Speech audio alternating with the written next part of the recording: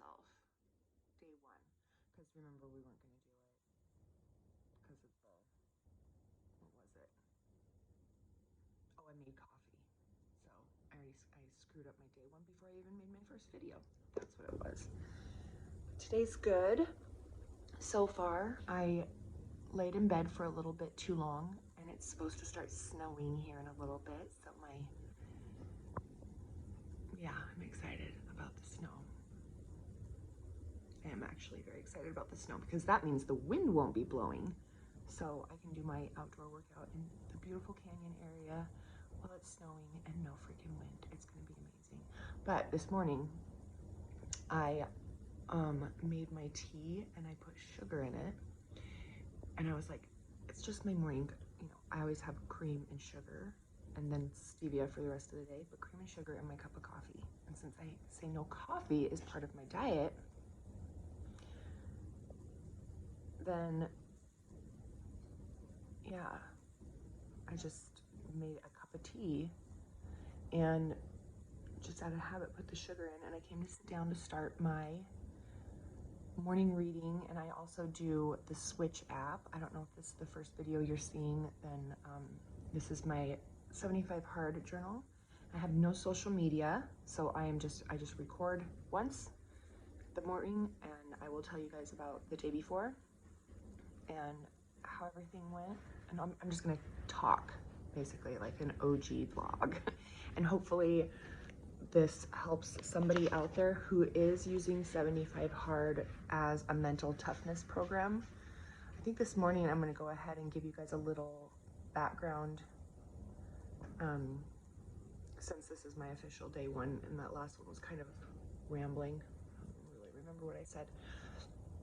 But I have been a legionnaire with Phorm, which it's basically like your first step into becoming either a sponsored athlete or an elite trainer with the nutrition company Phorm, based out of St. Louis, Missouri.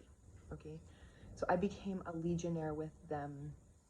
And I don't know if I told you guys this already or if I just wrote it in my journal when I was ranting the other day, but it was in 2017.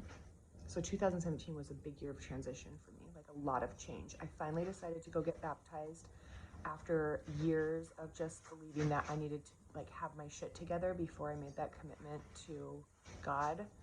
And I have my own ideas about Christianity. We're definitely going to be getting into that in one of these videos during this 90 days.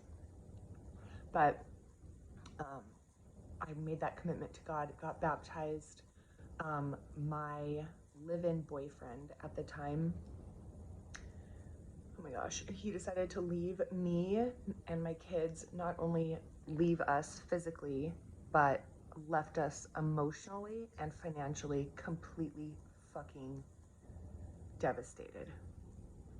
It was literally like my husband had died and their father had died. That's how it affected us. It was terrible, with no life insurance, you know? Horrible. I really, it was a slow transition though. Like at first it was like, I'm just gonna move out, and because I have to either marry you or move out to be able to attend Bible college, right? I said, at first I was like, where's my fucking ring, dude? Right? And then, and I should have just cut it off then, you know? It's kind of like the whole, you know, when it comes to that point of proposing and the girl's like, I'm not ready to get married yet, then you kind of got to stop dating type of deal. But I didn't. Kept talking to him. He was helping me pay my rent, and he wasn't giving me any money, but he was helping me with my rent and with, it doesn't matter, oh, my phone bill. And anyways, that's when I had just gotten hired as a personal trainer at a club in Boise, Idaho. That's where, well, we lived in Meridian, but I was very excited because, and I had also just completed my first 2 and only 2 NPC bikini shows. I got 3rd in my class at my first show and 5th in my class at my second show, which was a huge show. The Wasatch Warrior used to be called the Salt Lake City Showdown. here in Salt Lake City, Utah. I now live in Twin Falls, Idaho. Okay. So little side note, I'm actually thinking of using this 90 days to really get my shit in gear and do that show again, just as kind of like a punctuation mark to this. But that's a side note. We'll see. I'm not going to commit to that because it'll just be something else on my plate that I can fail at and then feel like I have to start all over. And mentally, I'm so sick and tired of being where I'm at. I have to finish this program. I have to figure out what it's like to stick to routine, what it's like to keep commitments to myself and to other people, including my kids. It's like, I feel like I've been, like I've raised myself basically since I was, like, I don't remember really, I do actually. It was up until my oldest little brother, because I'm the oldest. So the third of us was born, and he was about 6, I think, when, maybe I was 6. Anyway, maybe I was 6. He was little. He was walking though, but that's when I remember things started to change, and my mom started to like leave us with the babysitter a lot and go gambling. She loved bingo. She was addicted for years. Excuse me. And oh, my tea is done. So I basically just really feel like I haven't been parented, right? And I am one, it doesn't matter, good, I feel, and I know this, okay? Tell me if I'm wrong or if you disagree. I believe that everything in your life, this is what I always tell my kids, everything in your life, good or bad, is your fault. Like, we could get into that, but maybe I'll do a separate video on that topic. But, so I'm not blaming my mom at all. Because it's my choice now as an adult to use those experiences as fodder to be great, to be fucking awesome, right? Like, but I just don't know how. I don't have the skills. I don't have the knowledge. I was never taught. Oh, and side note, not only was I never taught to be great or step into something better than I currently was and to just be constantly improving, but I was actually taught with words, not with action or inaction, but with my mother's words.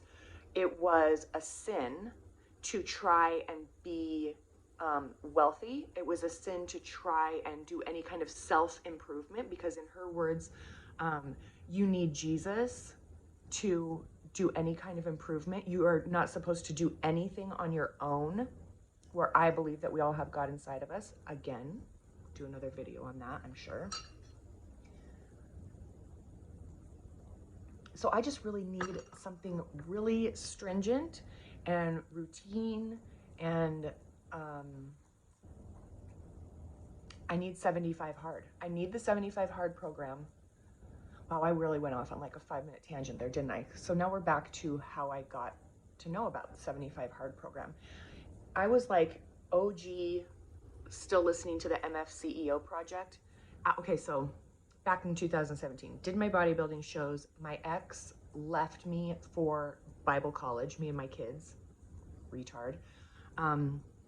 I had gotten this job as a trainer at a club in Boise without being certified yet. Like, it was crazy that they let me work there. They gave me all of these clients. I was only working by the hour though, and they were only paying me like $1,000 every 2 weeks, and my rent was $13.75 a month. Like, it wasn't, I was starving, right? So I got a little crazy because Ryan kept, or sorry, name dropped, his name's Ryan. He kept calling me, and I know it's because he cared, but I don't think he understood the damage that he was doing. Like I explained to him, it was like he was dangling a carrot in front of me. Like if I become something, I don't know what. This is just how I feel, okay? So this is not how he said it. But the conversations we would have made me feel like if I just changed into this woman that he envisioned, then he would come back and we would get married. He even told me things that like the church leaders told him, like, do you really see your a pastor's wife, him, right? Because he's going to school to be a pastor. Do you really see a pastor's wife being an ex-stripper? And I was like, what? Oh, and I quit stripping at the Spearmint Rhino January of 2017. Like I was doing it. I was like creating my own life, you know? And then shit just got crazy when he left because he was part of it, right? My husband died and I just fell off, girl. I fell the fuck off. I remember starting to buy just like a flask of 100 proof vodka, and then I was up to a gallon of 100 proof Smirnoff, and I would buy a gallon every like 2.5 days. And the straw, like the final straw, I even have some videos of myself. I'm like looking at my Christmas tree right now.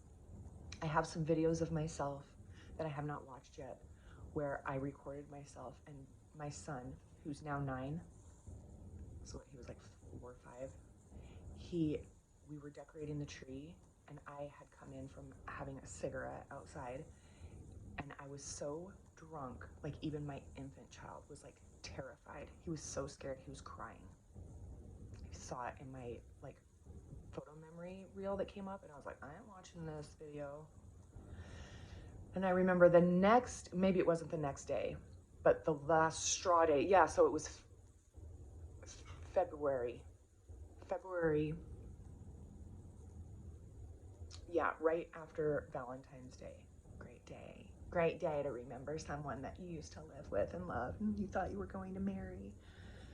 And I got so drunk, Jasper wanted me to take him to the park, which was right outside our front door. We lived in a nice apartment area with like a pool and a hot tub and a basketball court, and, you know, the whole bit. And I was so drunk, I was too embarrassed to take him to the park in case I ran into one of my neighbors, and it was only like 11 o'clock in the morning. And I freaked out and I started bawling, and I like hit my face on the floor. I was just like praying, and I was just like, God, I know you give us free will and everything, but I'm continually making the wrong choices. Like, I need you, like, to just put something in front of me. I need this from you right now. Whatever you put in front of me to do, like, I will do it. I'm not gonna ask any freaking questions. I'll know it came from you. I just can't live like this anymore. I'm killing myself. Like, my children, look at the way they look at me, right? And my phone rang. My phone rang. It was sitting on my coffee table. It was like on my face in front of my coffee table. And my phone rang, and I look at it, and it's my friend from Montana. Where I used to stay with him and his wife when I'd go to Montana to work or whatever. I had my own little apartment in the basement of their house for like 12 years, and it was him. And he was like, hey girl, all these fires over here, all of my farm hands for alfalfa season this year are going to be working the wildland firefighting circuit, making a shit ton of money, right? And I'm short-handed. I was just wondering if maybe you'd want to come to Montana for this season. I'm not fucking exaggerating when I just told him, yes, I love you. This is exactly what I need. I was there, 9-hour drive away, the next day with my son. The next day. And he goes, I showed up and he's like, we don't start for like 3 months. And I was like, and I told him the story of what had happened. And I said, I promised the creator of all that is good in the universe, the energy, love, light, and happiness, that if an opportunity was presented to me, I was going to take it. You presented yourself. I am here. I will help with whatever I can until hay season starts, and I won't be a burden. And my mother was renting my oldest daughter's old bedroom from me in that apartment at the time. And I had her and the other girl, I had another girl renting a second room from me. And I called them and I was just like, hey, I'm out. Like, I will have, if you guys, I'll pay you to pack up all of my shit. And I had my daughter and her husband go and help my mom pack up all of my stuff. I had movers come and put it in a storage unit, all without me like double checking anything, looking at anything. I just moved the fuck out of the house. Obedience, instant obedience. That was my season that I knew in 2018. It was instant obedience. No matter what I felt in my spirit that God was telling me to do or not to do, I was instantly obedient. And that was really, excuse me, a very good, like, year and a half, 2 years.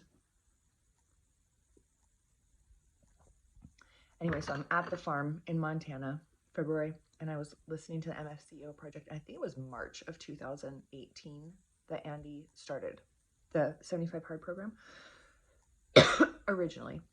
And I remember listening to that podcast. I was out in the Jeep, like doing go for work or something, had my headphones in. I'm like, yeah, this is it, man. And I knew that it would be awesome for me. I knew that not only would my body change, but I think at that time, I didn't really understand the mental toughness part of it. I don't think I did. I was just like, you know, I had spent a year after my bodybuilding shows kind of like drinking and smoking and just like getting out of shape and just being a fat ass depressed idiot. And so I think for me, I just wanted like something to do, especially like being on a farm. We weren't close to a gym, blah, blah, blah. And I was like, oh, and this will be easy for me. I already read all the time. I'll just switch it from Dean Koontz books to, you know, Bedros Keuilian and Tim Ferriss books. And, but I didn't do it. I think I might have started, but I wasn't like completing every task every day. I wasn't taking my progress photo because I didn't think that mattered, you know. And it's just like I was telling a friend of mine the other day, he said, so when do you start? And I said the day after Thanksgiving, because I already screwed up. I had coffee and I'm gonna drink tonight. so I drank yesterday, not a ton, but that was it. That was it. And me holding myself accountable with you guys, like obviously the video I posted yesterday, I was drinking coffee. So I knew before I even started the video that it was going to be a typical day one for me. But I promised myself that I was going to start posting every day to keep myself accountable and to update you guys so that you'll really be able to see. And I'll be putting like the day in the title of each video. So if I fail, I'm not gonna fucking fail this time. I can't. But like yesterday, it says day one confessions or something. Today we'll say day one, like, and I don't know, I'll think of some title. But tomorrow will definitely be day two. All right. I think that's it for today. This is already 18 minutes long. That's insanely long. Can't believe. Oh, if you have watched all of this, I should start asking this at the beginning because I noticed yesterday I had a view like right away after I posted. But I really want these videos to get out to help a lot of people. And I want to make friends. I won't be interacting in the comments section at all until I'm completely done and I have somebody edit together all the photos and videos and to make one like documentary video for me.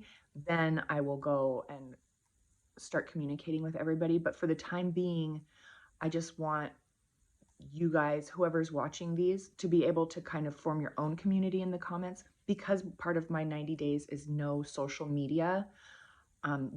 I'm literally just taking this video, posting it to YouTube, adding the thumbnail of my business logo, and that's it. I even pre-typed out my description and I put it in my notes app. And so I just go in there and I copy and then paste it also. So I don't spend any time on this other than record, post, add the thumbnail. That's it. Like, anyway, yeah, so subscribe. Send the video to somebody that you think is in desperate need of some structure in their life. Girl girl. We are in this together. And boy, whoever you are. Whoever you are, my darling, I freaking love you. And I'm so glad you're watching this. Let's do this, all right? Okay. Day after Thanksgiving, 2021. All right. I love you guys.